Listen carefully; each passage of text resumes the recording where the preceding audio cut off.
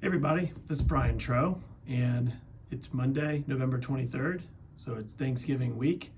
Hope all of you all have some plans to be with your friends and family and maybe get out on the stream a little bit and do some fishing.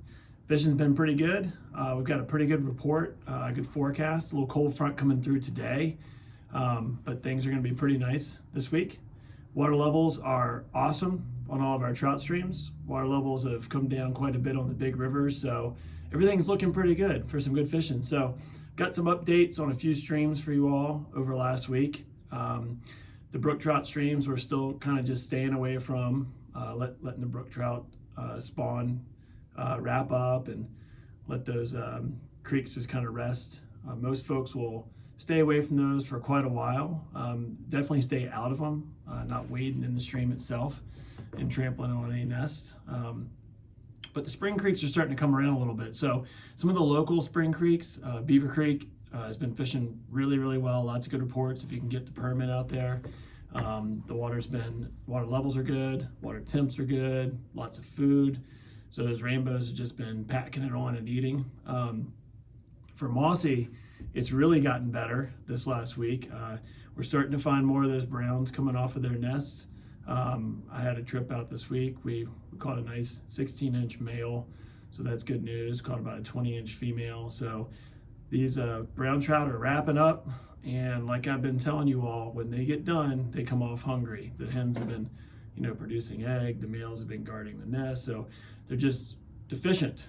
So they're ready to eat Thanksgiving, just like I am. All right, they're going to be hungry and on the move. So taking some of those fish on streamers. Taking some on just heavy weighted nymphs. This time of year, Mossy Creek and some of the other spring creeks like it that have a lot of vegetation in it, they go through a bit of a change. A lot of that vegetation starts to die, sort of like the plants in your yard. Half of them stay green year round, and the other half of them die back for the winter.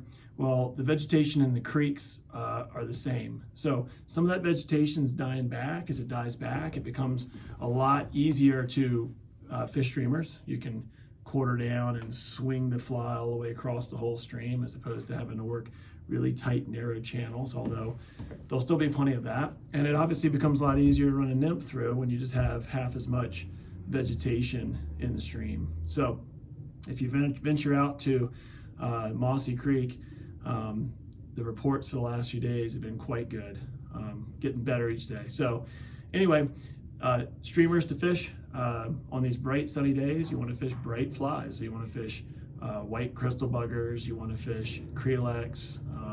That's when it's time to go a little bit brighter. If you get an overcast day like we had yesterday, the better colors in overcast weather would be blacks, browns, and olives. It dulls all of the light thrown off those minnows, and so it makes them appear darker. Also, if fish are looking up against a white sky, a black fly, a black crystal bugger or an olive crystal bugger is going to stand out more against that backdrop. So just food for thought, things to keep in mind. If we get some more of these overcast days like yesterday, you're going to see blue-wing olives and the betas hatching. That's probably going to be the most important dry fly late fall, all winter, and early spring. So if you see fish rise into something tiny, you can't quite see what it is. They could be eating midges. There's plenty of fish that eat midges in the Commonwealth. There's plenty of midge hatches, but more likely than not, they're eating a blue-wing olive or a blue-wing olive emerger. So we had a few last week that were stubborn, but finally took on the surface a little beta pattern. So anyway, other spring creeks, we got some good reports off Buffalo Creek the other day. So Buffalo Creek's got a mix of fish, and it's got a decent amount of rainbows. And so it's not surprising that those fish are on the prowl and eating. I've had some pretty good reports off South River. So like I said, things are going to change week to week. The weather changes a lot this time of year.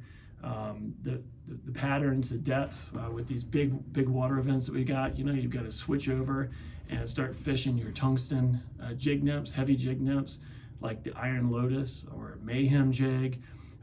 These guys get right down. So instead of drifting through a 20-foot run and only being down for half of it, you get down in the first foot or two, and that fly stays in the strike zone all the way to the end. So it's important. Depth is probably almost more important than just the silhouette or the color of your fly being in the strike zone.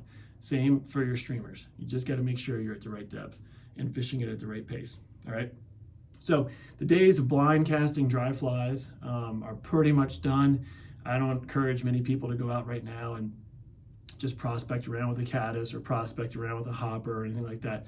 Not that you couldn't catch something on it, but the chances day by day, as we start having more and more of these nights in the 20s, of them just kind of randomly coming up and eating you on the top are diminished. And so start prospecting with your nymphs and prospecting with your streamers and kind of flipping the role. If you see a fish rise, and my rule is usually it needs to come up more than once, it comes up twice, 3 times in the same spot, or especially gets on rhythm, then you switch up and you present a dry fly to them. All right, blue wing olive would be the first thing that I would probably put on them. On the stock stream side, there is a little bit of an update. The North River Delayed Harvest, which is one of our favorite streams in the area, is now open for the season. Okay, so that would be the tailwater below Elkhorn Lake. There's about a mile of stream there. Really beautiful setting, a little bit of a hike, but it's well worth it. And nice mid-size freestone stream. Lots of rocks, lots of pocket water, lots of high sticking for the Euro nymph folks. It's a great place to go for the Tenkara folks too, because there's not a lot of big pools, big slow pools. All right, so that's great news. That'll be open and fishing well, hopefully all the way until June. So one more place to help spread everybody out. I know a lot of people are asking about, with the holidays coming up, trying to spread people out. That's a job that we try and do. We don't want to send a lot of people to the same spots. So if you want some off the grid places, you can always just call the shop or email us. We're here every day working hard to make sure you guys have an awesome time on the water. So new flies coming in every day. Lots of Christmas items coming in. I'm decorating the store today, so getting ready for the holiday season. We've got our big sale on our gift cards coming up. I believe that starts on, well, I'll have to check with Colby. I think Black Friday or Thanksgiving. So look for that because that's a fan favorite. So anyway, awesome week to tie flies. Awesome week to be out on the trout streams. Stay in touch. Give us a call if you have more questions, and I will see you all next week. Thanks.